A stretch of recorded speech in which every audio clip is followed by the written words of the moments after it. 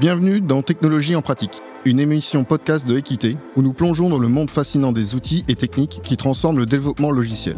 Je suis Romain Roswick et je vais oser poser des questions inavouables, incongrues et simples pour mieux comprendre le mode de fonctionnement de la technologie.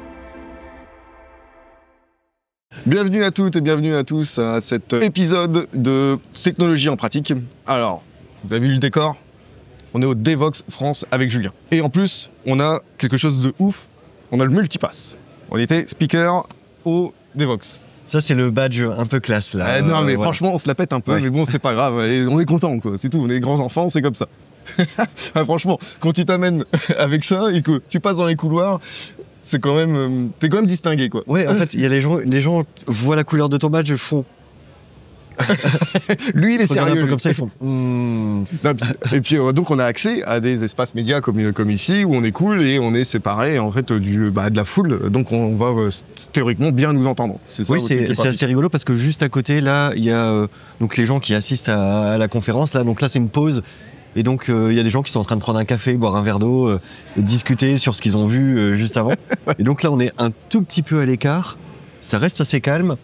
Là, il va y avoir des confs qui vont redémarrer, donc ce sera encore plus calme dans quelques minutes. Mais ouais, du coup, on est pile dans l'ambiance, quoi. Ouais. Et donc, il y a des tentatives d'intrusion dans ces espaces speakers, forcément. Il y a un agent de sécu là-bas. Il y a un agent de sécu là-bas, il fait toi, t'as pas le droit, t'es pas violet. Il faut la couleur violette. Bon, voilà. Donc, Devoxx, pour moi, c'est ma première expérience. Toi, Julien, c'est ta deuxième, troisième, je ne sais pas. Moi, c'est ma troisième. Participation à Devoxx. J'étais venu il y a quelques années, je sais plus, 5-6 ans, je crois, en tant que simple participant pour venir observer les conférences. Et c'est ma deuxième participation en tant que speaker. En tant que speaker. Alors, vas-y, raconte-nous, t'as speaké quoi ? Alors, je vais pas rentrer dans les détails techniques, etc. Par contre, tu peux dire que tout sera rediffusé sur YouTube, sur la chaîne Devoxx, donc pas de souci, vous pourrez voir Julien. On mettra le lien vers nos talks respectifs en vidéo, on mettra le lien dans la description. Auto-promo. Voilà, auto-promo. Mais donc moi j'ai donné un talk, c'était mercredi en fin de journée, autour d'un outil qui s'appelle Crane, qui permet de faire des rebase d'images Docker. Donc l'idée, c'est de déplacer des layers et de reconstituer des nouvelles images sans rebuilder des choses. Okay. Donc c'est un talk un peu de niche, un peu précis, sur un public un peu averti, disons intermédiaire. Donc voilà, sur un format de 30 minutes, un format plutôt pratique avec de la démo pour vraiment illustrer l'outil et les cas d'usage pour les gens qui viennent assister à la conf. Alors, j'ai assisté, j'ai pas compris grand-chose, mais en tout cas, ça avait l'air d'être cool, les gens, ils ont applaudi à la fin. Ouais, bravo. Merci. Non, puis il a fait un truc super classe, c'est qu'il avait un petit boîtier là, sur le côté et puis il arrivait à switcher d'écran comme ça et puis à faire des scripts un petit peu automatiques. T'as réussi à animer quand même quelque chose qui, pour moi de base, était quand même assez austère. Ouais, ça c'est dans la construction du talk en fait, souvent quand on fait des démos. Les choses qui sont un peu compliquées, c'est le changement de contexte. C'est-à-dire à un moment donné, je présente des slides, je vais basculer sur une démo et donc du coup. Faire Alt-Tab ou aller changer de fenêtre, etc. C'est toujours un petit peu étrange comme sensation, comme fonctionnement visuellement. Et donc moi j'ai réussi à automatiser ça et essayer de le rendre fluide et justement ne pas vautrer ma démo en ayant quelque chose qui tape automatiquement au clavier pour que je me trompe pas en fait et que je galère pas quand je fais mes présentations. Et ça c'est vrai que ce truc-là, il y a plein de gens qui viennent me voir en disant « Oh, au début je croyais que c'était un faux truc, que c'était un gif animé. » Mais à la fin, je me suis rendu compte que tu tapais aussi vraiment dans le truc et que c'est hyper bien fait. Et c'est très marrant, quoi. Et pour ma part, immense surprise d'être speaker donc, au Devoxx, parce que bon, je suis au-delà d'être entrepreneur, je suis delivery manager, donc l'aspect tech, je baigne dedans, mais je ne le maîtrise pas forcément. Et donc, sur Arjos, j'ai réussi à être sélectionné pour faire la première cérémonie des Bullshit IT Awards, donc 2025 au Devoxx. J'ai eu l'honneur d'avoir une grande salle. Belle salle, belle salle, bien décorée.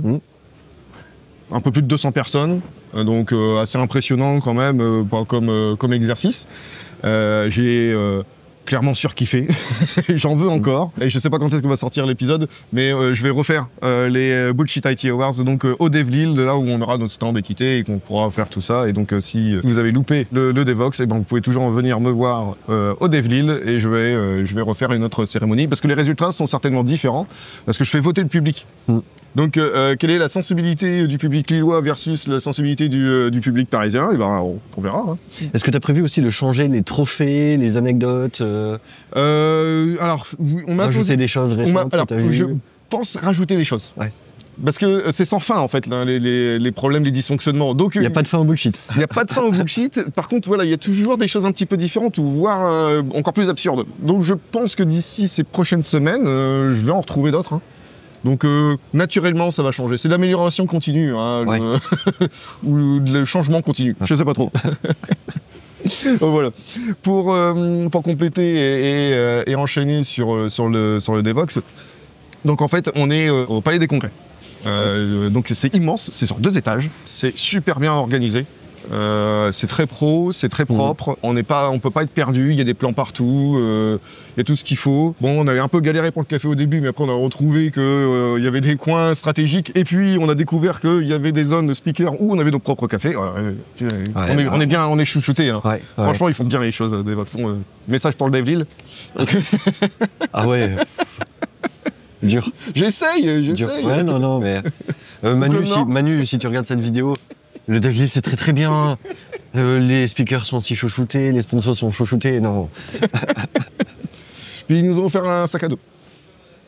Bon. Il y a toujours le sac à dos qui est offert, c'est un peu traditionnel à Devoxx. Ah, c'est traditionnel? Ça fait des années qu'il y a ce sac qui...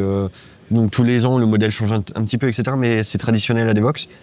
Et c'est pratique parce que quand tu fais le tour des stands et que tu récupères des goodies, des peluches, des chaussettes, des t-shirts chez les différents exposants, quand ils sont sympas pour offrir des choses, ça te fait un endroit pour les ranger. Ouais. Et donc le sac il est là. Hein. Et donc moi là-dedans j'ai une paire de chaussettes, j'ai une petite peluche, j'ai un t-shirt, des choses que j'ai glanées à droite à gauche. Bon, au moins t'es habillé. Ouais, voilà, là je suis habillé pour l'été. Ouais. Et donc, alors, au-delà d'aller faire nos conférences et de parler devant des gens et puis expliquer un petit peu ce qui nous anime, on a la chance, en étant speaker, d'avoir les 3 jours. Nous sont offerts et donnés, donc super cool. Par contre, moi, l'appétence d'aller voir des conftech, c'était pas trop mon truc. Ah ouais, pourtant il y avait une conf hyper intéressante sur Java, sur le temps de démarrage, sur la compilation native. Ouais, des 0D, hein, quoi. Ça t'aurait plu, je pense. Ah non, mais c'est sûr. En anglais, en plus. Oh, alors là, à 14h, juste après le déjeuner, je suis sûr et certain que j'aurais fait la sieste, mais bon. Allez. Donc, ouais, l'objectif pour moi a été de continuer notre aventure sur technologie en pratique. Et donc, je lui dis, l'occasion était trop belle. Il y a moult exposants. Moult boîtes, outils qu'on utilise, on va dire, au quotidien. Et là, c'était l'occasion rêvée d'aller les rencontrer et d'aller poser des questions. Donc, moi, mon but, c'était de faire du repérage des exposants pour savoir qui je vais pouvoir aller interviewer en format très court pour expliquer un peu ce que c'est que la techno, c'est quoi l'usage, c'est quoi tout ça, puis faire un petit peu le tonton un peu relou qui comprend pas grand-chose, ce que je sais particulièrement bien faire. Oui, bien sûr. Je trouve. Et donc voilà, donc je vais vous expliquer comment ça s'est passé, ces interviews-là. Les laisser aussi vous présenter en même temps ces petits passages pour qu'on puisse nous débriefer un tout petit peu après. Et Julien, lui, il a plutôt pris le parti pris, j'ai envie de dire, d'aller voir les confs tech. Oui, moi c'était plutôt les objectifs, voilà. Effectivement. Donc là on est le vendredi, hein, on est sur la 3e journée de la conférence, on est vendredi matin. Et donc toi t'as fait pendant 2 jours, t'as fait le tour des stands et t'es allé discuter avec les gens. C'est ça. Et au passage t'as fait ta conférence, t'es allé voir la mienne, voilà. Oui, bien sûr. Oui. Voilà, et moi effectivement l'objectif était un peu différent. Effectivement moi je suis là aussi pour aller assister aux conférences et puis apprendre aussi et faire ma veille au passage. Et donc oui, j'ai eu l'occasion de voir plusieurs conférences intéressantes et puis on pourra du coup en parler sur cet épisode-là. Ouais. Et donc la première personne qui a voulu, en tout cas le premier stand qui a voulu accepter l'interview, c'est Michelin. Alors je vous fais une aparté. Quand bien même il y a des exposants et qu'il y a des développeuses, des développeurs qui sont là, il reste quand même assez timide. J'ai dû quand même user de quelques désamorçages pour dire non, je ne suis pas un média déjà. Non, je ne fais pas partie de BFM ou de quoi que ce soit. C'est pour équité, c'est ma boîte, c'est notre boîte. Et on fait ça pour partager la passion du développement logiciel, quoi. Et donc ils étaient un petit peu surpris quand même par la démarche parce que c'est pas commun. Quand je leur explique toute la démarche, ils disent tous à la fin ouais, c'est super cool, mais ça reste quand même un peu timide. Donc j'ai dû argumenter un petit peu. Je vais vous expliquer un petit peu les rouages de chacun des exposants par rapport à ça. Et donc chez Michelin, j'ai eu le droit à faire 2 interviews. Alors le premier, c'était super bien, mais problème de qualité de son, donc voilà, ça m'arrive. Et donc le deuxième avec Guillaume, et lui il a été carrément sympa. Je l'ai pris tout de suite en aparté en arrivant. Il m'a dit ok go on y va. Puis les gens chez Michelin ils sont super sympas. Ils m'ont dit oui vas-y on y va, on comprend, pas de souci. Le problème qu'il y a eu, c'est que je voulais réinterviewer la même personne, donc Jérémy. Le seul truc, c'est qu'il a tellement fait le zouave hier qu'il a chanté et qu'il s'est cassé la voix, donc aphone. Ah oui, d'accord. Donc moi je me suis amené pour dire j'aimerais bien refaire l'interview parce que la qualité de son est pas ouf. Il fait ah ouais je peux pas. Ouais. J'ai fait d'accord, bon. Il y a des dommages collatéraux à Devox. Sur la journée du jeudi, c'est une journée qui dure assez longtemps, ouais. Et la soirée en fait elle est assez connue justement parce qu'il y a des sessions de jam qu'ils appellent, donc où ils jouent des instruments, ça chante, voilà, bon, ça crie un peu, voilà. On vous laisse regarder le court extrait et on revient juste après. Merci d'avoir accepté l'invitation. Et pour nos internautes, comment tu t'appelles? Bonjour à tous, donc Guillaume Hospital. C'est quoi ton rôle chez Michelin? Donc moi je suis IT expert, donc je suis dans la filière expertise. Mon rôle aujourd'hui, j'ai un rôle opérationnel en tant que product owner de 2 plateformes chez Michelin, donc la plateforme Kubernetes et la plateforme Cloud. Donc c'est quand même vachement large quoi. Donc vous utilisez Kube? Ça fait combien de temps que vous utilisez Kube?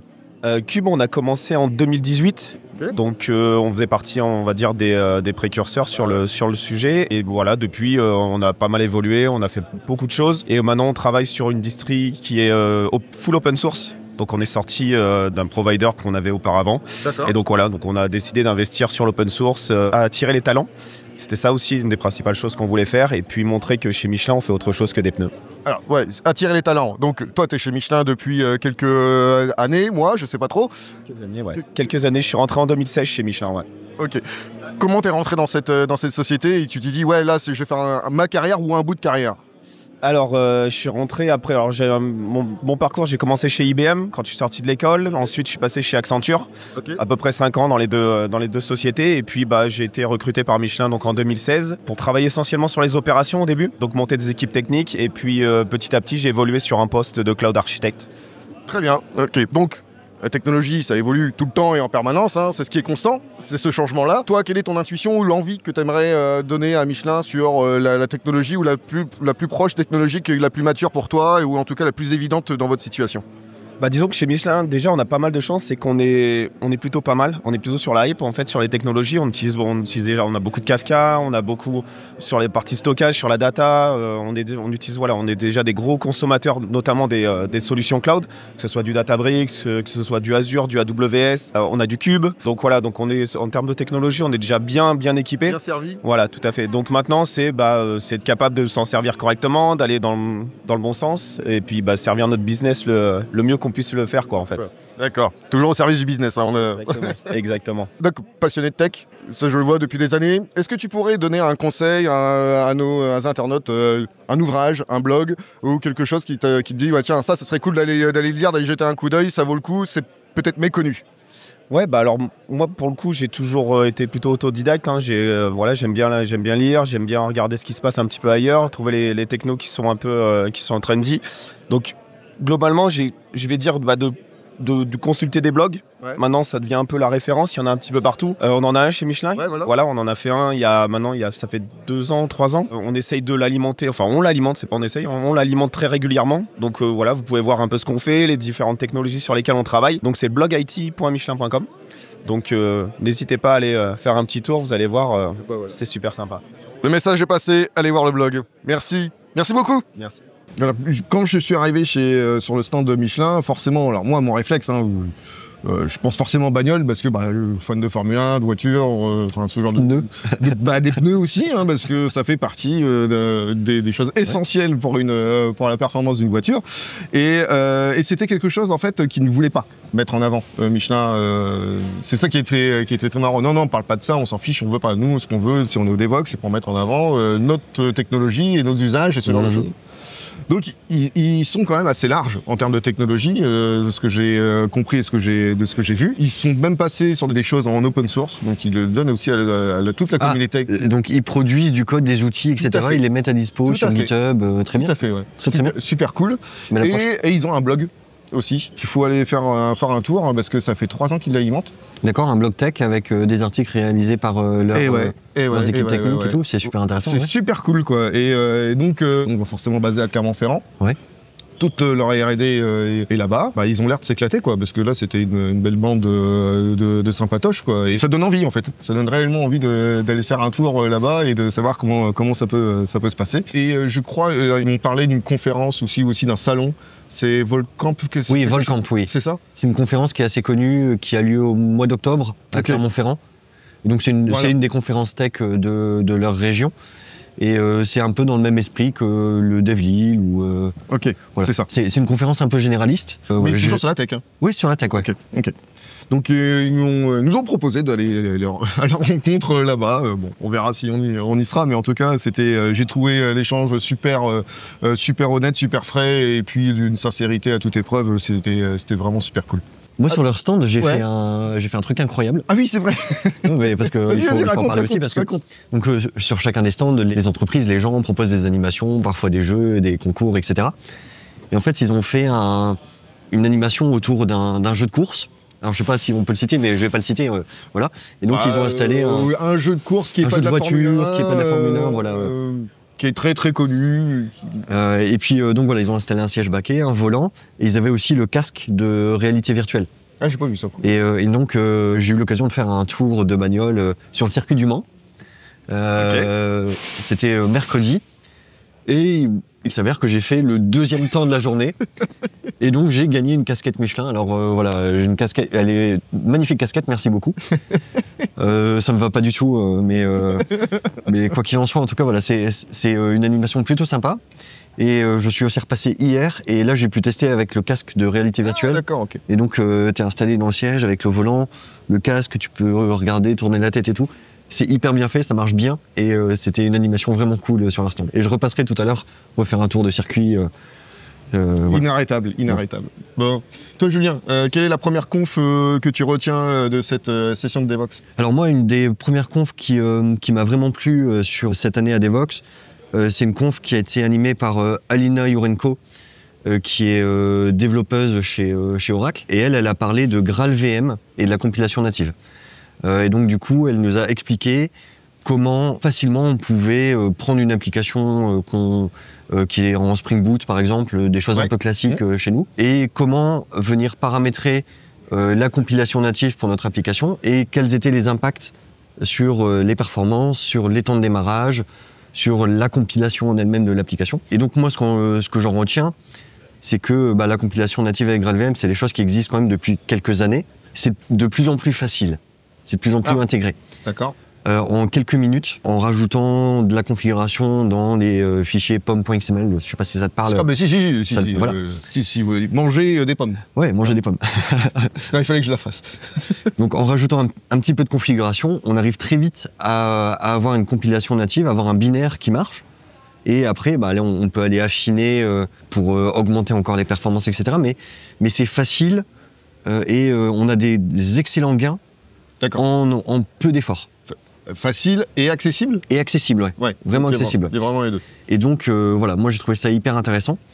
Et puis, elle nous a montré aussi, avec des tirs de performance, les gains qu'on pouvait observer sur la mémoire, sur la consommation CPU. Ça te donne des idées de pratique chez nos chers clients? Ouais, en fait, le fait que ce soit réellement facile à mettre en place et que les gains de performance soient réels, c'est-à-dire qu'une application qui mettait quelques secondes à démarrer, 4-5 secondes, là on descend à 200 millisecondes en temps de démarrage. Donc c'est des valeurs qui sont très impressionnantes. Oui. Alors après, sur des applications plus volumineuses, qui mettraient parfois 30 secondes, 45 secondes, 1 minute à démarrer, forcément, les gains seront... on va avoir des applications qui vont démarrer en quelques secondes. Mais il y a vraiment une échelle de gain de performance qui est intéressante. Et l'effort pour mettre en place ça, il est vraiment light. Ok, Très bien. Et donc, il y a un vrai intérêt à aller faire ce genre de choses et à expérimenter cette compilation native pour booster les applications Java, quoi. Okay. Bon, on vous invite à aller voir sur YouTube, sur la chaîne d'Evox, cette conf. Ouais. En tout cas, qui a l'air de... En tout cas, ça t'a plu? Moi, ça m'a plu, ouais. Je suis un grand fan de Alina. En fait, j'étais aussi allé voir sa conférence sur le même sujet l'année dernière. Et en fait, tous les ans, elle explique les nouveautés, les facilités. Et c'est de plus en plus facile, en fait, à utiliser. Et ça va vraiment dans le bon sens, ouais. Super. Pour enchaîner, moi, la deuxième interview que j'ai réussi à avoir, c'était avec Clever Cloud. Et pas n'importe qui. J'ai réussi à avoir Steven Leroux, qui est le CTO, le grand big boss de tech de Clever Cloud. Alors, c'était assez marrant, parce qu'on se connaît pas, c'est grâce à Loïc. Et puis, puis avec la chargée de marketing aussi qui était là, donc voilà. Et eux, pour le coup, ils étaient beaucoup plus ouverts, moins timides, et on voit très bien qu'ils ont une habitude de discuter et de présenter et de vulgariser aussi les choses. Et il a fait un effort parce qu'il a eu un accident il y a quelques jours, il était en béquille. Il avait une béquille, et donc il a fait non, t'inquiète pas, il m'a lancé comme ça par terre et puis non, je vais te la faire, ton interview, c'était 5 minutes, ça ira. Donc ouais, voilà, écoutez, je vous laisse regarder l'épisode. Bonjour. Bonjour. Comment ça va? Très bien. Comment tu t'appelles? Je m'appelle Steven. Et qu'est-ce que tu fais alors? Alors, je suis directeur technique chez Clever Cloud, CTO en anglais, et je m'occupe de l'équipe d'ingénierie. D'accord, tu t'occupes de l'équipe d'ingénierie. Et tu fais que du management ou tu codes encore? J'essaie de coder, mais à force de recruter des gens meilleurs que moi, tu te fais à l'idée que bon, c'est plus vraiment ton métier.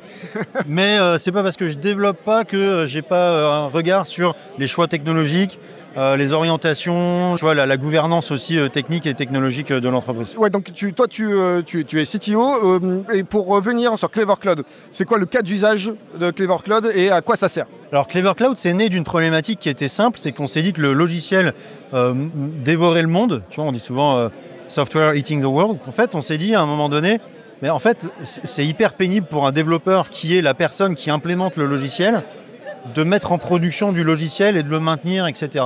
C'est hyper ingrat, il y a très peu de valeur ajoutée. Donc on s'est dit, ok, comment on peut faire en sorte que quelqu'un qui a une idée, il fasse son développement, et une fois que le développement est fait, c'est en production. Et donc Clever Cloud est né de cette idée-là. Et donc aujourd'hui, c'est un produit où quand tu as développé ton code, tu crées ton application, tu la Git push, parce qu'on considère que l'API pour un développeur, c'est Git. Tous les développeurs parlent Git, entre guillemets. Et une fois que tu as Git push ton code, on fait la phase de build, donc on construit ton application, on la met en production, et une fois qu'elle est en production, commence le vrai boulot pour nous, c'est-à-dire tout le maintien en condition opérationnelle, le monitoring de ton appli, et le fait aussi de gérer toute la sécurité sur les librairies système, l'operating system, le kernel, etc. Tu ne gères que ton code en tant que développeur, tout le reste c'est géré par la plateforme. Ça a l'air d'être facile quand on t'entend parler. Derrière, vous, alors sans trahir les secrets industriels et tout ça, quelles sont les technologies que vous utilisez, ou en tout cas toi que tu apprécies utiliser pour faire développer Clever Cloud? Alors il y a beaucoup de technologies open source qu'on utilise évidemment. La principale pour faire tourner le cloud, ça va être Linux, le kernel Linux, GNU avec les librairies. On va avoir systemd également dans ces environnements-là pour le système d'init, d'exécution. Après, sur des domaines un peu plus spécialisés, il y a des technologies qu'on utilise. Par exemple, sur tout ce qui est Event Bus, ça va être de l'Apache Pulsar. Sur le moteur de base de données transactionnelle, on est sur du Foundation DB. Puisqu'on parle de base de données, on fournit aussi à côté des applications et pour la capacité des gens à envoyer leurs applis, on fournit tout ce qu'on appelle les add-ons, les services de base de données, pour lesquels tu vas retrouver du PostgreSQL, du MySQL, du Valky, Redis, Elasticsearch, ce genre de choses. Ok. Et demain, qu'est-ce que tu aimerais bien mettre en place Alors, avant demain, il y a peut-être cet après-midi, tu vois, ce qu'on est déjà en train de finaliser sur une mise en production. C'est-à-dire que notre cœur historique, c'était le platform as a service, donc c'est tu Git push et on te fait tourner ton application, mais en ayant une gestion à plat des choses et une gestion très métier. Quand tu viens chez Clever Cloud, dans la console, on ne te ventile pas par la gamme de produits. Ça n'a pas de sens. On te montre ton projet et toutes les dépendances à ton projet, quelle qu'elle soit. Ça peut être une application de base de données. Après, c'est toi qui organises la vue que tu veux dessus. Les clients apprécient la manière qu'on a de ne pas imposer cette vision un peu lift and shift et historique du cloud qui passerait par de l'infrastructure très profonde. Et donc, ils nous ont poussé aussi à élargir notre catalogue, à la fois vers le haut avec plus d'abstraction comme du serverless. Et pour le coup, on a de la très très belle technologie en serverless d'exécution, donc les fonctions as a service, et en serverless de stockage avec des bases de données serverless. Et également un peu vers le bas avec du Kubernetes as a service, de l'infrastructure as a service. Donc tu vas pouvoir avoir de la vraie VM très générique sur Clever. Donc ça, ce sont des choses sur lesquelles on verticalise le catalogue, mais on développe également des solutions très clés en main, notamment Clever AI, qui est une solution où on s'est dit, en fait, il y a plein de gens qui se battent sur l'inférence, sur les modèles. Qu'est-ce qui empêche les entreprises aujourd'hui ou qu'est-ce qui va les empêcher d'utiliser de l'IA dans le cadre, tu vois, d'un milieu professionnel? Et ça nous a amené à se dire, mais en fait, une fois que tu as ton API, si tu veux qu'il y ait un LLM derrière, tu as sans doute besoin d'avoir des garanties, des SLA sur ton service. Donc ça veut dire que l'interaction que tu as avec ton provider d'IA doit gérer du rejeu, du retry, doit gérer du fallback. Si jamais tu as un provider qui n'est plus là, tu dois passer sur un autre. Et donc, il y a toutes ces logiques-là de rejeu qu'on a intégrées dans Clever AI, qui est basée sur Autoroshi. Mais Autoroshi, c'est une solution très complexe qui gère plein de choses. Et on en a fait un produit un peu plus packagé en partenariat avec les gens qui développent Autoroshi, Mathieu Ancelin notamment. Et donc, ça nous amène aujourd'hui à une solution où, au-delà juste de la garantie de service, tu as aussi les règles. C'est-à-dire que tu peux avoir de l'identification et de la gestion d'accès des profils qui vont l'utiliser. Et tu vas avoir des gens qui vont avoir accès à certains modèles, d'autres non. Par exemple, tu as des gens dont la donnée ne doit pas sortir. Tu vas leur dire, j'ai besoin que toi, tu aies accès à un modèle, mais un modèle exécuté uniquement en interne. Okay. Alors que pour d'autres, tu vas dire, ok, toi, je sais pas, tu fais du marketing, c'est très acceptable d'utiliser OpenAI ou Mistral ou je ne sais quoi. Ouais, ou d'autres. Exactement. Ok, très bien. On arrive à la fin de la petite interview, de la courte interview. Si tu as un bouquin, des références, un blog à partager, hormis celui que vous faites déjà sur Clever Cloud, parce que je sais que vous en avez un. Sinon, c'est tricher, c'est pas marrant. Qu'est-ce que toi, tu donnerais comme inspiration à nos jeunes loulous qui débutent dans l'aventure du code et de la technologie? Alors moi, j'ai un biais de par mon métier, je suis très orienté architecture distribuée. Ouais. Et là-dessus, j'ai déjà envie de recommander le blog de Pierre Zemb, qui vulgarise beaucoup de choses sur FoundationDB et l'informatique distribuée. Il y en a tellement, mais s'il en faut quelques-uns, il y a celui-là, il y a ceux de FoundationDB directement. Il y a Antithesis aussi, qui est une entreprise qu'on suit beaucoup et qui devient très intéressante. Et peut-être sur un autre volet, c'est un blog post, peut-être que je pourrais te l'envoyer et tu pourras le mettre en surimpression. Ouais. Mais c'était un blog post qui résumait tout ce qui te permet en fait de te projeter comme un meilleur ingénieur demain. Okay. Souvent, on a tendance à vouloir simplifier un peu les choses et dire que tout doit être plus simple. Mais en fait, je trouve que c'est une très bonne nouvelle qui est de l'IA qui génère beaucoup plus de code parce qu'on avait tendance à confondre ingénieur ou technicien avec développeur. En fait, développeur, c'est une compétence d'un technicien ou d'un ingénieur. Ouais. Et je pense que ça va un peu remettre l'église au centre du village, si tu veux. Ouais. Et avec des gens qui vont devoir se spécialiser plus soit en technicien, soit en ingénieur. Mais si un ingénieur demain me dit qu'il est menacé par l'IA, c'est qu'il n'a pas compris son métier. On est d'accord. Ouais. Merci beaucoup, super cool. Merci à toi. On est de retour, comme vous l'avez pu le voir, c'est clair, c'est précis, tu sais à quoi ça sert. Toi, Clever Cloud, tu connais depuis quelques temps, voire quelques années aussi. Ouais, quelques années. Ouais. Ils ont grandi, ils ont grossi, ils font du podcast aussi, ils font un blog, ils sont très riches par rapport à tout ça. Moi, personnellement, j'ai jamais vécu ou vu l'usage. Je connais cette réputation, j'ai déjà vu. Toi, est-ce que tu as déjà vu aussi dans notre environnement l'usage de Clever Cloud ou c'est quelque chose qui est encore un peu en marge? Non, alors moi j'ai vu des usages de Clever Cloud, surtout dans les écosystèmes de start-up. Ouais, voilà, ok. Parce que, en fait, Clever Cloud, leur produit est très facile d'utilisation. C'est ça. Leur propos, c'est de dire, tu leur envoies ton code et eux, ils s'occupent de le faire tourner. Ouais, c'est ça, c'est ce que j'ai compris. Et donc, ce côté simple, facile d'utilisation, c'est ce qui plaît souvent aux startups. Ça leur permet de démarrer très vite. Pas besoin d'aller monter des clusters, de gérer des VM. Et ça permet aux gens de se concentrer sur leur logiciel, leurs valeurs et de pouvoir très vite exploiter ça. Donc voilà, moi j'ai pu observer un peu ces usages-là dans les écosystèmes startup. Et après, j'ai un usage aussi rigolo de Clever Cloud. Au-delà de m'en servir pour héberger des outils de mon côté et des choses que je développe, je m'en sers aussi dans mes cours à l'université avec mes étudiants. En fait, Clever Cloud a gentiment accepté de sponsoriser mon cours. Et en fait... Oh, tu me l'avais jamais dit, je t'avais jamais raconté ça, mais c'est incroyable.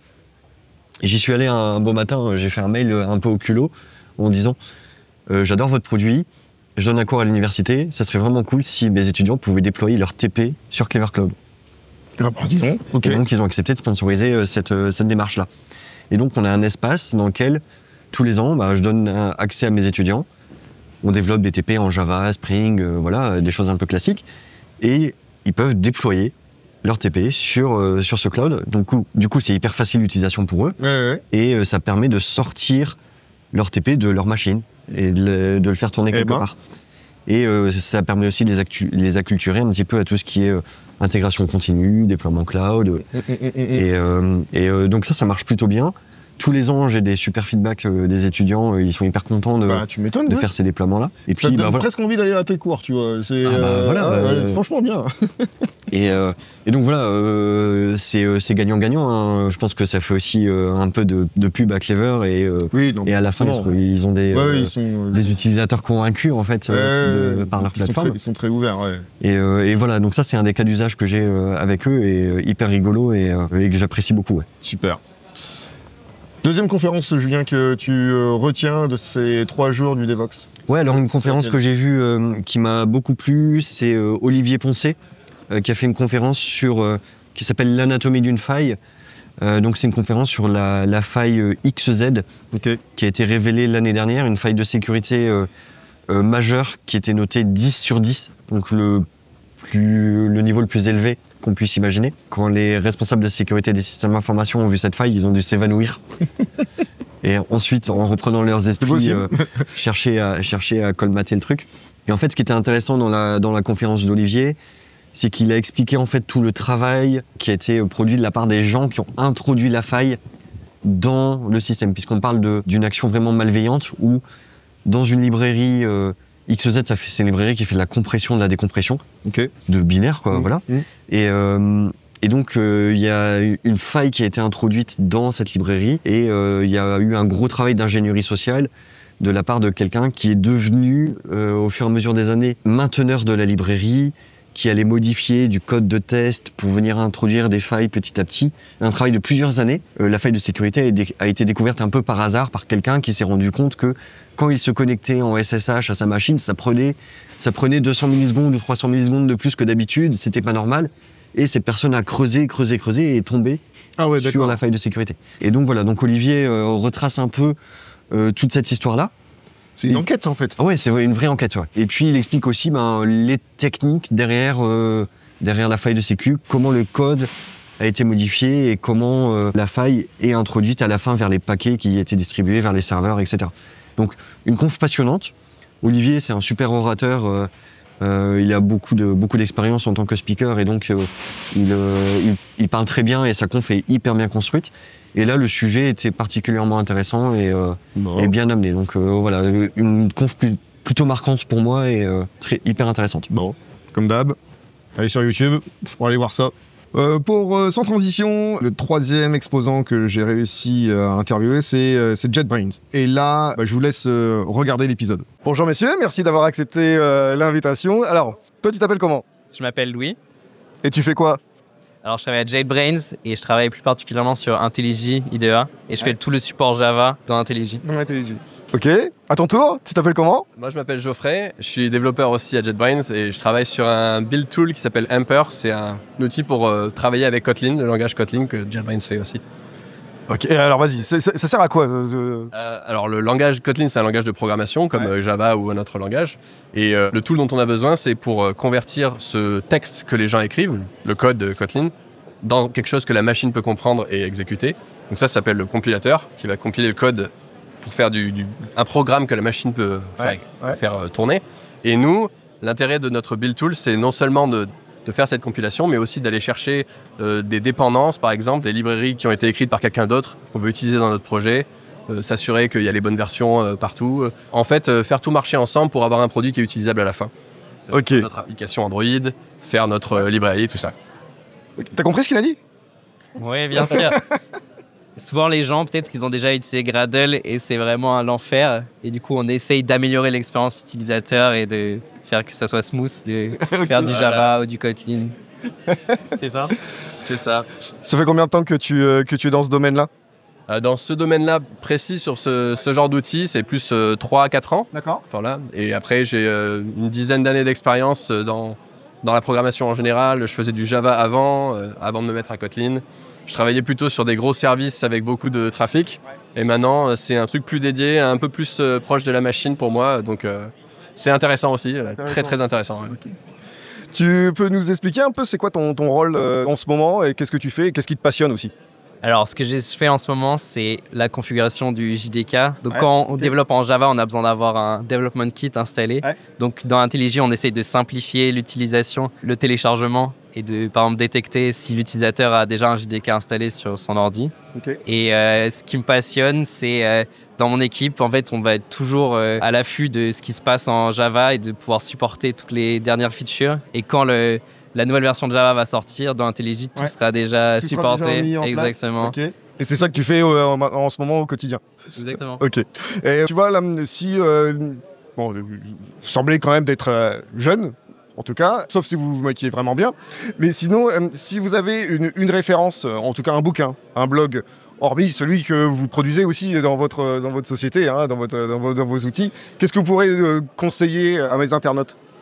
Alors, il y a mon technical lead qui a écrit un livre il s'appelle Taguir et il est Java Champion. Et il a écrit un livre sur 100 erreurs en Java. Ouais, d'accord. Et donc, c'est hyper intéressant à chaque fois de voir l'exemple de code, l'erreur et comment on peut ne pas faire cette erreur. Donc là, c'est une bonne ressource pour step up un petit peu en Java. Ok, très bien. Et toi, qu'est-ce que tu as en tête? Moi, ça serait clairement Kotlin Coroutines par Sam Cooper. C'est un livre qui est super. Je ne sais pas s'il est déjà sorti, il est sur le point de sortir en tout cas. J'ai fait partie des reviewers de ce bouquin. Et en fait, il explique super bien comment faire des coroutines en Kotlin. Donc, du parallélisme, faire plein de choses en même temps. Et en général, quand on fait plein de choses en même temps, on ne sait pas trop ce qu'on fait, on fait des bêtises. Cette librairie des coroutines est super bien et permet de faire plein de choses, mais il faut savoir quand même s'en servir. Et ce bouquin, il explique très bien pour des débutants comment utiliser la librairie au mieux et comment faire quelque chose de bien avec, éviter les erreurs habituelles, etc. Et je trouve qu'il est très bien écrit, donc vraiment je conseille. Bon, en tout cas, vous avez l'air d'être heureux. Changez pas. Je vous remercie, messieurs. Merci beaucoup. Je vous remercie. Merci. Ciao, ciao. Alors, vous l'avez vu, là, j'ai fait un bingo. Hein. J'ai eu 2 personnes d'un coup. Ah ouais, pas mal. J'ai eu 2. Pas mal. Alors, là, c'est marrant aussi, parce que j'ai eu le droit à toute une séance pas de négociation, mais une approche un peu différente que j'ai l'habitude d'avoir, parce que là, j'ai carrément eu la chargée de marketing qui était là, et il me parlait que eux, ils ont une relation de presse qui existe, qui a tout un protocole, un machin, un bidule, donc faire des micro-trottoirs, c'est pas trop leur habitude. Alors, ce que je leur ai expliqué, je suis pas un média, et donc je leur ai expliqué que moi, je donne un QR code, en fait, où les gens s'inscrivent pour dire oui, je conçois à passer ou à enregistrer le podcast d'Équité, et moi, je leur donne autorisation juste après de diffusion. Donc voilà, il n'y a pas de coup de Trafalgar ou quoi que ce soit. Puis c'est pour les mettre en avant, et ce sont aussi des outils qu'on utilise, que nos loulous utilisent aussi, que d'autres, je sais, de la communauté utilisent. Donc voilà, il n'y a pas de doute. Donc j'ai réussi à avoir Louis et Anthony. Et ben, c'était quand même des petits timides, donc je les ai un peu détendus. Voilà, bon, j'ai réussi à... Je pense que vous l'avez vu, j'ai réussi à faire une super blague pour dire hey, t'as compris ce qu'il vient de dire, hein, parce que si tu sais pas, moi je peux t'expliquer. Le tonton relou qui comprend pas grand-chose là-dessus. Donc beaucoup de plaisir sur cette interview, mise en avant aussi de leur pratique, hein, de leur techno, puis aussi de leur métier. Hein. C'était ça aussi le but il y a des vraies personnes qui travaillent par rapport à ces outils-là, et ils sont carrément accros, quoi. Ils sont vraiment accros. J'ai trouvé ça très frais, comme disent les jeunes, parce qu'ils sont, vous l'avez vu, hein, ils ont une petite trentaine d'années et ils sont là pour représenter JetBrains au Devoxx. Toi, tu utilises ces outils-là aussi? Ah oui, alors les outils de JetBrains, c'est des outils que moi j'utilise personnellement depuis des années. Ouais. Je suis vraiment un utilisateur un peu convaincu. Hein, voilà. Ouais, c'est ce que je comprends. Ouais. Et là, ce que je trouve rigolo dans cette expérience, c'est que, et c'est aussi le cas pour les autres choses qu'on peut voir à Devoxx, hein, c'est que nous, on est utilisateurs de tout un tas de trucs. Et oui. Donc nous, on est utilisateurs des outils de JetBrains, du langage Kotlin peut-être. C'est ça, il était là. Et en fait, en face de toi, là, on rencontre les gens qui développent ces trucs-là. C'est ça. Et le bouquet bouclé. Ouais, voilà. Et ça, c'est quand même assez rigolo de de se dire que bah ouais, il y a ces gens-là qui développent des choses qui sont utilisées par les développeurs au quotidien. Ouais. Et je pense que eux, ils doivent avoir une espèce de fierté à développer ça. Ça doit faire partie de leur passion. Ouais, c'est ça. Mais après, ils se rendent pas trop compte non plus de l'impact. Ouais. Non, en discutant un peu en off avec eux. Ils font leur taf, quoi. Ils font leur taf, ils disent c'est normal, mais tu sais que t'as un impact. Enfin, tout le monde vous connaît, votre boîte, utilise tout ça. Oui, mais voilà, c'est naturel en fait. Ouais. Et c'est ça qui est marrant, quoi. Par contre, en discutant aussi en off, c'était un objectif pour eux de rentrer dans ce type de société. Ouais. Pour enchaîner. Ouais. Julien, toi, notre conf que tu as été voir et sur laquelle tu t'es dit ouais c'est cool, il faut que j'en parle. Ouais, une conf qui m'a beaucoup plu aussi, c'est une conférence de Denis Germain. Denis, c'est quelqu'un qui est un peu connu, un peu médiatique. Il a un blog tech sur lequel il publie très régulièrement des choses. Et donc Denis, il est SRE chez Lucas. Et donc c'est quelqu'un qui gère au quotidien des clusters Kubernetes.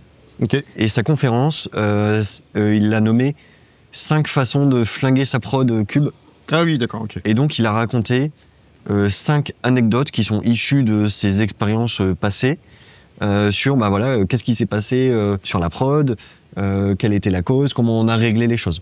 Et donc c'est assez intéressant parce que alors c'était très drôle, il a beaucoup d'humour et il est capable de rire de ces situations en fait, qui sont parfois un peu bêtes, un peu stupides, des erreurs de débutants des fois qui sont faites, voilà. Et donc ça parle beaucoup au public puisque c'est des situations qu'on a tous plus ou moins vécues. Quand il nous parle d'expiration de certificat, oui, voilà, une expiration de certificat, tout le monde l'a vécu. Sauf que là, c'était la catastrophe parce que tous les certificats ont expiré en même moment, il n'y a plus rien qui se synchronise. Et donc il nous explique quelle a été la difficulté et comment ils ont dû régénérer les certificats, les réinstaller dans l'ordre précis, etc. Et donc voilà, une conf drôle, avec un vrai retour d'expérience de ces erreurs et qu'est-ce qu'on a fait après pour plus que ça se reproduise, quelles sont les bonnes pratiques qu'on peut mettre en place, voilà. Et ces conseils de terrain qui, lui, avec son expérience de gestion de cluster cube, voilà, c'est des conseils qu'on peut aller prendre et appliquer chez nous au quotidien. Et donc voilà, vraiment une super conf. Ouais. Super, ok, je comprends carrément. Toi, t'es plutôt friand des retours d'expérience aussi. Ouais, moi j'aime bien aussi voir un peu les erreurs que les gens ont fait, comparer aux erreurs que moi j'ai faites aussi. Et donc c'est ce côté-là aussi qui me plaît. Ouais. Très bien. L'autre exposant que j'ai réussi à avoir et avec un peu de mal, je vous l'avoue, j'ai dû m'y reprendre peut-être à 5 voire 6 reprises pour réussir à voir Sonar. Et donc ils étaient là et je vous laisse regarder l'épisode. Merci beaucoup d'avoir accepté l'invitation. Alors en quelques phrases et en quelques mots, comment tu t'appelles ? En 2 mots, Sylvain Combe. Ouais. Donc je suis Solutions Engineer chez Sonar depuis 5 ans maintenant. D'accord.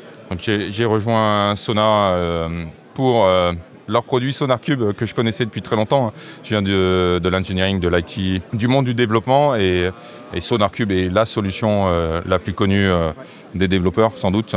Donc voilà, et travailler avec les experts du langage qu'on utilise pour développer, c'était quelque chose qui m'attirait et c'est pour ça que j'ai rejoint la société en 2020. En 2020, d'accord. Et pour ceux qui ne connaissent pas, Sonar, ça sert à quoi ? Alors Sonar, c'est si vous voulez, pour simplifier, correcteur orthographique, grammatical et aussi quelque part de sécurité qui vous empêche de dire des bêtises dans votre code. Donc il analyse le code et il va trouver en temps réel ou quasi temps réel les problèmes que vous devez régler avant de passer en release et du coup qui vous fait gagner du temps. Ok.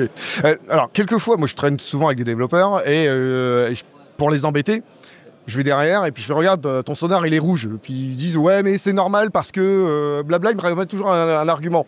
Toi, t'en penses quoi quand ils me disent que c'est rouge ? C'est bien ou c'est pas bien au bout du compte ? Si c'est rouge, généralement c'est pas bien. Alors ça peut. Ce qui est rouge, alors pour expliquer peut-être, c'est que Sonar, quand il fait une analyse, va produire ce qu'on appelle une quality gate, un ensemble de conditions qui doivent être généralement passées avant de passer en release. Et cette quality gate, évidemment, il faut qu'elle soit raisonnable. Et s'il y a des conditions qui sont trop difficiles, on adapte la quality gate plutôt qu'on d'adapter son code. Mais effectivement, dans les entreprises en particulier, il y a une volonté d'établir des standards de qualité et de sécurité. Et ils sont établis à travers cette quality gate. Et quand c'est rouge, on règle les problèmes. Ouais, voilà, c'est ça. C'est que ça amène aussi ce qu'on appelle la dette technique, quelque chose que moi je suis aussi au quotidien dans mes différentes missions et mes différents clients. J'ai toujours un peu de mal à laisser sensibiliser mes clients sur la dette technique pour leur dire que c'est quelque chose quand même sur lequel vous devez surveiller parce que ça va freiner l'évolutivité des produits que vous êtes en train de mettre en place. Est-ce que je suis à côté de la plaque ou c'est quelque chose comme ça qu'il faut dire pour qu'ils soient plus conscients de cette dette? Alors, une partie, la dette technique, ça peut venir de plein d'aspects, mais il y a une partie de cette dette technique qui va être liée au code, qui va être mesurable avec un outil tel que SonarCube, évidemment. Nous, on ne promeut pas d'aller mesurer la dette technique pour la résoudre. On promeut de mesurer la dette technique parce qu'il y a des décisions qui vont être basées potentiellement sur de l'obsolescence de base de code. Donc, là, une refonte, mais qui est toujours très coûteuse. Par contre, ce qu'on promeut notamment avec nos Quality Gates, c'est d'empêcher de la nouvelle dette technique d'être créée dans les cycles de développement. Et donc ça va de façon itérative. C'est cette approche toute simple. Je fais des nouveaux commits qui sont propres et qui passent la Quality Gate. Et cette technique toute simple, elle permet d'améliorer systématiquement la base de code. Tout ce qu'on modifie, on le repasse à travers le filtre et on améliore le ratio de code qui se trouve au standard. Très bien, c'est très clair. Alors, il y avait SonarCube.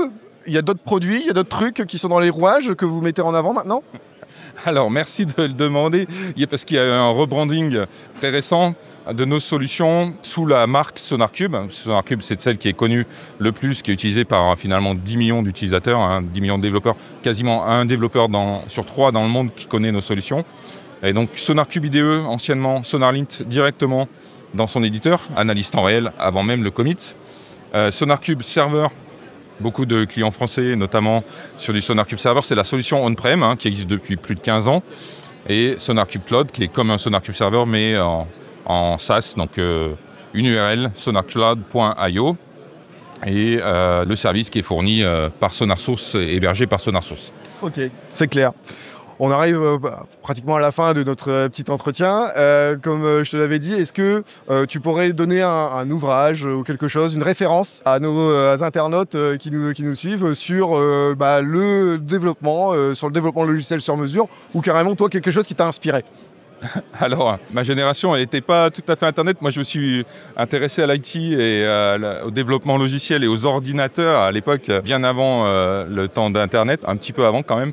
Et moi, ce qui m'a inspiré, c'est de mettre les mains sur un C64 et de bidouiller des ordinateurs dans les années 90. Après le passage au monde du PC, avec les copains, se passer des logiciels, et des cracks pour les jeux. Non, pas du tout. Ok, le terrain et la bidouille en fait, c'est ça. Sylvain, merci beaucoup. Alors en fait, j'ai une histoire un peu personnelle avec Sonar parce que cet outil-là, je le connais, c'est le seul outil du salon que je connaissais depuis plus de 15 ans. Ah oui. Tu vois. Ouais. Donc au début de ma carrière, Sonar était déjà installé. Donc ça traverse les époques, cet outil-là traverse encore plutôt les décennies. Ouais.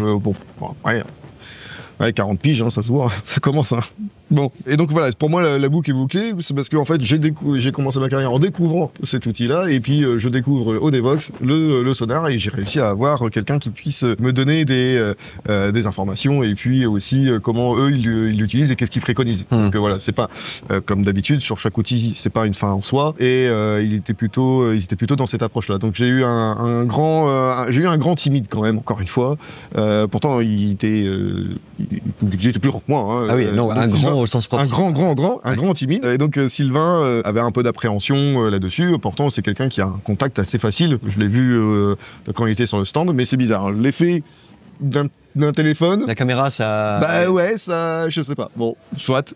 Et donc voilà, comme d'habitude, j'ai réussi à le détendre par rapport à ça. Je suis pas un média, voilà. Donc c'est des pratiques aussi qu'il faut que je dise à chaque fois pour que les personnes puissent accepter l'interview. Donc voilà, là on sent que c'est une société qui perdure. Ils évoluent aussi, que ce soit en branding ou aussi en usage. Ils sont réputés aussi d'un point de vue international. Et donc là, on sent tout de suite que qu'il y a tout un process qui est mis en place, des avant-ventes, ce genre de choses, des installations aussi par rapport à des sociétés. Et ouais, c'est pas l'esprit start-up là. Là, on est vraiment dans quelque chose qui est très solide, très costaud, et je pense qu'ils visent encore la pérennité, et c'est plutôt ça qu'ils veulent faire.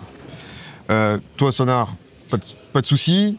Ah bah Sonar, comme toi en fait, Voilà. c'est un outil que j'ai connu dès le début de ma carrière forcément, et c'est un outil que quand il n'est pas en place quelque part, je vais le mettre en place. Oui, voilà, c'est Voilà, ça. C'est un standard. Voilà, ça fait partie de la stack des outils de dev standard. Tout le monde devrait utiliser cet outil-là. Après, il y a toujours des débats sur quel est le jeu de règles qu'on va utiliser, quel seuil on va mettre, etc. Mais quoi qu'il en soit, en fait, c'est toujours bien d'avoir des règles, quelles qu'elles soient. Et donc, pour moi, ça fait partie toujours de ces outils incontournables. Et effectivement, au fur et à mesure des années, c'est un outil aussi qu'on voit beaucoup évoluer. Oui. Ils suivent les tendances du marché, ils adaptent leur outil aux usages des développeurs. Si je donne un exemple un peu précis, quand nous, on a démarré nos carrières, en fait, quand on développait, on n'était pas beaucoup utilisateurs de branches parce que Git n'était pas encore beaucoup utilisé. On utilisait plutôt des outils comme CVS ou SVN, des choses comme ça. Voilà, tout à fait. Oui. Mais voilà, donc la pratique, c'était pas forcément d'avoir des multiples branches de features et compagnie. C'est vrai. Et donc, l'outil Sonar analysait la branche principale du code source. Et donc, on utilisait ces analyses-là pour vérifier la qualité du code. Aujourd'hui, Sonar, c'est un outil qui a évolué pour travailler sur de la multibranche, pour être capable de dire, on ne fait que de l'analyse de la différence entre la branche principale du code et la branche que tu as produite sur laquelle tu as modifié quelques fichiers. Et cette notion de quality gate qui permet de dire, OK, c'est la porte de qualité que tu dois passer et qui va t'autoriser à aller émerger ton code pour rentrer dans une démarche d'amélioration continue avec le nouveau code qui doit être de meilleure qualité que le code précédent. Donc tout ça, c'est des choses qu'ils ont introduites dans leur outil au fur et à mesure des années et qui modernisent leur outil. Et encore une fois, ils ont intégré tout ça avec les outils de développement, Eclipse, les outils de JetBrains, où tu as les plugins qui vont aller analyser ton code en temps réel avec les règles que tu as choisies et que tu as paramétrées sur tes serveurs, etc. Et voilà, c'est vraiment un incontournable. Ouais, et moi je l'utilise aussi quand il faut rédiger des plans d'assurance qualité au niveau du code et au niveau de tout ça. Ça fait partie des outils, des critères, et c'est même carrément leur référence qu'on met sur les documents pour dire regardez, on a respecté les normes qui ont été définies au début du projet et on limite la dette, quoi. Ouais, grosso modo, c'est ça. Ok, bon, on enchaîne pour toi? On enchaîne, une conf qui m'a marqué encore cette année à Devoxx. Cette conf, c'est la conf de Ludovic Chombaud. Il y a une petite fierté personnelle dans la démarche, hein. Je vais expliquer pourquoi. Donc Ludovic a donné une conf sur un outil qui s'appelle Gib, qui permet de construire des images Docker pour des projets Java sans avoir besoin d'écrire de Dockerfile. Et donc pourquoi je cite cette conf, pourquoi je suis allé la voir, tout simplement parce que j'ai eu la chance de coacher Ludovic sur l'écriture de ce talk pour le tremplin qu'on a organisé l'année dernière pour Cloud Nord. Et hier, il était à Devoxx pour présenter cette conférence. Il a fait une conférence incroyable, il s'en est super bien sorti. Il était fier de lui. Ouais, il était fier de lui. Sa démo s'est bien passée. Il a eu des bonnes questions, il a bien répondu aux questions après. Donc, voilà, il a fait vraiment un taf incroyable. Et c'est une belle aventure parce qu'en un an où il n'avait jamais fait de conférence ou de quoi que ce soit, il se retrouve à Devoxx. C'est une histoire de dingue. Devant un public de, je sais pas, il devait avoir peut-être 150 personnes. Ouais, 150, était quand même bien rempli. Et donc voilà, donc c'est surtout le côté affectif, fierté, tu vois, côté prof en fait. Oui, c'est ça. De voir l'élève arriver à Devoxx et puis réussir et faire une belle conférence. Donc voilà, donc je suis très fier de lui et c'est un super sujet. Il a bien amené ça et voilà. On peut que vous inciter à aller voir la conférence de Ludo sur YouTube. Pour enchaîner, et le dernier exposant que j'ai réussi à avoir une interview, c'est MongoDB. Alors moi j'en ai entendu parler depuis quelques années aussi, et c'est quand même assez cool d'aller les voir et discuter un peu avec les personnes. Alors j'ai eu plusieurs interlocuteurs et j'ai aussi eu du off en fait sur Mongo. C'est encore marrant parce que je suis tombé sur des grands timides. Les gens qui sont là, ils sont d'une simplicité de dingue, et dès que je m'amène avec un téléphone, non, c'est pas possible, je suis pas à l'aise, machin, ce genre de choses. C'est quand même très, très amusant, même pour MongoDB, quoi. C'est quand même une référence. Et le fait d'avoir fait le tonton relou, encore une fois, ça détend l'atmosphère, et les gens, ils se répondent, ils répondent concrètement à ces questions qui sont tellement simples, et les usages qui s'amènent derrière. Et j'ai trouvé ça plutôt bon enfant. Ouais, c'était super bien. Ils sont aussi exposants au DevLille. Et donc, j'ai réussi à prendre rendez-vous avec Loïc Formon, qui était là au Devox, et donc il sera sur l'île, et donc il viendra faire un épisode comme ça. Un épisode comme ça, en mode cocooning et la voie de l'innovation, pour raconter sa carrière, raconter sa passion là-dedans, et comment il est tombé aussi chez Mongo. Ça sent aussi l'histoire d'amitié. Tu vois, un copain qui travaille chez Mongo, allez viens, tu vas voir, c'est super cool. Bon, je n'en dis pas plus, je tease, mais en tout cas, il sera là avec nous au DevLille le 12 et 13 juin 2025. Toi, Mongo, tu connais forcément, on en parle aussi régulièrement. Toi, le cas d'usage que tu vois précisément, ou que toi, tu apprécies, ou tu te dis là, c'est très juste. Est-ce que tu peux donner un exemple sur Mongo? Ouais, alors MongoDB, c'est une base de données orientée documents. Ouais. Donc, on ne gère pas des tables avec des colonnes et dans lesquelles on stocke des lignes. On stocke plutôt des objets autonomes, complets dans cette base de données-là.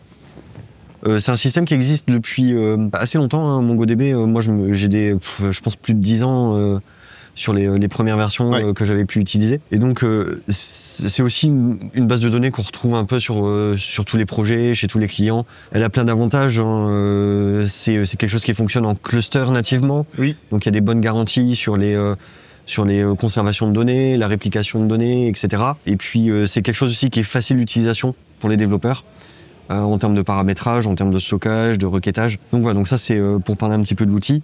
Et après, quelques cas d'usage que moi j'ai trouvé intéressants assez récemment, sur leur produit qui s'appelle MongoDB Atlas, donc qui est la version cloud de MongoDB, que eux gèrent et mettent à dispo, voilà. Il y a tout un tas d'options en fait qu'on peut aller chercher qui ne sont pas forcément présentes dans la version open source de MongoDB. Et moi, les choses que j'aime bien, c'est la partie search de MongoDB Atlas, où en fait, ils ont couplé leur moteur de base de données avec un moteur d'indexation qui s'appelle Lucene, qui est le moteur d'indexation et de recherche qui fait tourner aussi Elasticsearch, par exemple. Okay. Je sais pas si ça te parle. Si. Donc, grosso modo, eux, ils ont repris aussi ce moteur qu'ils ont intégré dans MongoDB Atlas, et ils sont capables de te fournir de la recherche à des niveaux de performance qui sont à peu près équivalents à Elasticsearch, mais avec des données qui sont stockées dans le format de MongoDB.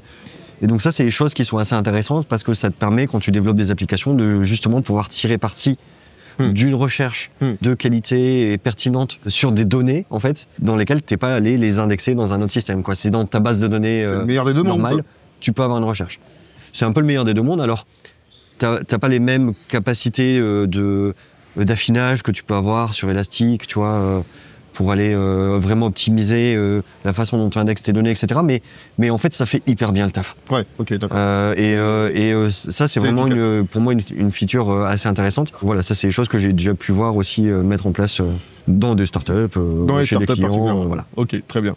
On va bientôt arriver à la fin de notre technologie en pratique. La dernière conférence que tu voudrais mettre en avant, Julien, ça serait laquelle? Alors, je vais parler aussi un petit peu des keynotes là, sur cette partie-là. Il y a 2 keynotes qui m'ont un peu marqué. Donc des keynotes sur des formats de 25 minutes. Oui. Une des keynotes qui m'a marqué, donc c'est celle qui a eu lieu pas plus tard que tout à l'heure, par Thibaut Giraud. Le titre de sa keynote, c'est « Les LLM rêvent-ils de cavaliers électriques ?» Il y a une rêve de science-fiction derrière. Alors, je l'ai pas là. Je sais pas si tu l'as, mais je l'ai pas grave. En tout cas, explique-moi, c'est quoi? La rêve, en fait, c'est les androïdes rêvent-ils de moutons électriques. C'est Blade Runner. En fait, c'est le titre du bouquin.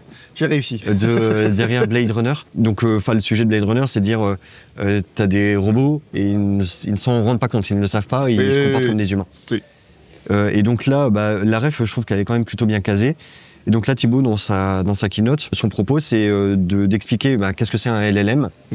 Ça génère du texte basé sur des statistiques, en disant, voilà, j'ai un enchaînement de mots, quel est le mot le plus probable qui vient derrière, et avec ça, on génère du texte. Et en fait, lui, il est un peu venu débunker un peu cette vision simpliste des LLM en prenant en cas d'exemple le jeu d'échecs et en montrant que un LLM, en fait, il est capable de jouer aux échecs avec la représentation textuelle du jeu d'échecs. Donc, je sais pas si ça te parle, mais tu sais, quand une partie d'échecs, tu peux la représenter en texte en disant, bah, t'as le cavalier, il va en case. Pour moi, échec, machin, c'est des petits pions. ouais, voilà. c'est ça. Bah, c'est ça, mais c'est la voilà. stratégie de l'échec, le fameux film. Et donc, voilà, il explique que les LLM sont capables de jouer aux échecs et qu'il y a certains modèles qui ont probablement été entraînés sur la représentation des jeux d'échecs pour être capable d'y jouer, et qu'il y a des observations qui sont faites quand on demande à un LLM de calculer le prochain coup d'une partie d'échecs. Il semblerait que dans la mémoire du LLM, dans ses neurones, on parle de réseau de neurones, des choses comme ça, que le plateau du jeu d'échecs semblerait faire partie de la représentation. C'est-à-dire que comme pour un joueur d'échecs où tu as une représentation mentale du plateau pour t'aider à réfléchir au prochain coup, il semblerait qu'il y a ce même phénomène qui se produise dans des modèles qui sont entraînés pour jouer spécifiquement aux échecs. Genre une pensée, quoi. Bah, sans aller sur une pensée, en tout cas, la représentation du jeu semble bien apparaître dans les modèles. Et donc ça détruit un peu la conception du c'est juste un truc qui génère du texte. Et voilà, moi j'ai trouvé ça particulièrement intéressant. Ok, bah dis donc. Et ouais, voilà. Moi ça me fait flipper un peu. Bah, je sais pas, mais bon. C'est très spécifique aux échecs. C'est sur des modèles entraînés spécifiquement pour les échecs. Mais en tout cas, ça reste intéressant à imaginer et ça détruit vraiment la vision qu'on pourrait avoir simpliste du LLM qui génère le texte. Donc voilà. Et donc la deuxième keynote qui m'a marqué, donc je cite deux keynotes, désolé. Bah non. C'est une keynote d'hier par Ophélie Coelho qui parlait du lien entre les territoires, les infrastructures et le pouvoir, la géopolitique. C'est ça. Géostratégie. Géostratégie, pour être précis. Et donc moi j'ai trouvé ça assez bluffant puisqu'elle nous a parlé des câbles de communication, alors que ce soit au début du XXe siècle, 1903-1905, c'est ça. Les câbles de télégraphe qui suivaient déjà un peu les mêmes lignes que les câbles qu'on a aujourd'hui sous-marins, donc principalement entre l'Europe, les États-Unis. Donc voilà les lignes principales de communication à ce niveau-là. Elle montre des cartes aussi. Elle montre des cartes, elle illustre, elle explique. Elle a beaucoup parlé de l'Afrique.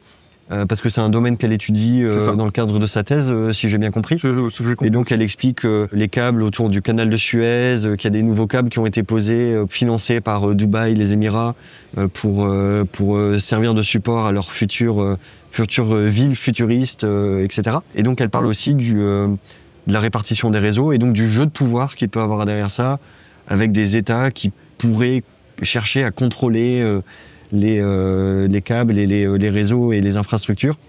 Et voilà, donc ça c'est assez intéressant quand on pense au regain d'intérêt pour la souveraineté qu'on peut avoir en ce moment avec ce qui se passe un peu aux États-Unis et donc les gens commencent à se poser des questions. Ouh là là, peut-être que c'était pas une bonne idée de tout laisser dans les mains de nos amis américains.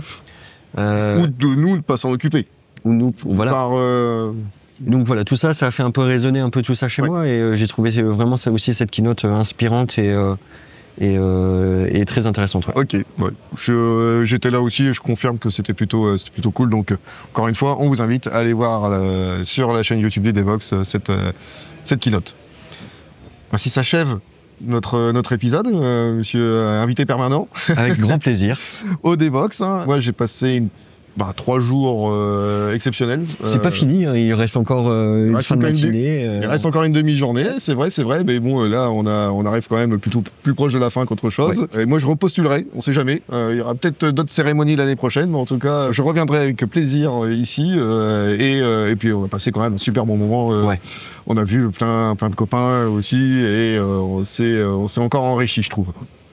Exactement. C'est quoi ton ressenti, toi, sur la totalité de notre aventure Devox ? Bah moi, j'ai passé 3 jours incroyables, en fait. Alors, le côté speaker qui est toujours plaisant, donc c'est vraiment une expérience à part. Je pense que j'ai vraiment de la chance de faire partie de ces gens qui ont la chance d'être sélectionnés pour venir parler et expliquer expliquer ce que je peux faire ou ce que j'aime. Et donc ça, voilà, c'est vraiment une expérience un peu particulière. Et puis après, c'est une conf qui est vraiment géniale. C'est immense. Il y a beaucoup de speakers. Il y a plein de sujets différents. Alors, c'est très orienté Java, mais il y a plein de sujets différents. Il y a des choses qui nous ouvrent l'esprit. Les keynotes sont hyper intéressantes. Et aussi, on recroise des copains, on rencontre des nouvelles personnes. Et ça, c'est toujours plaisant. Ouais. C'est clair. Bon. Ainsi s'achève l'épisode particulier et exceptionnel du Devoxx, de technologie en pratique. Ouais, merci de l'avoir regardé jusqu'au bout. C'est clair. Allez, ciao, ciao. Merci d'avoir écouté Technologie en pratique. Restez avec nous pour les prochains épisodes où nous continuerons de découvrir des outils et des techniques. En attendant, continuez d'explorer, d'apprendre et d'innover.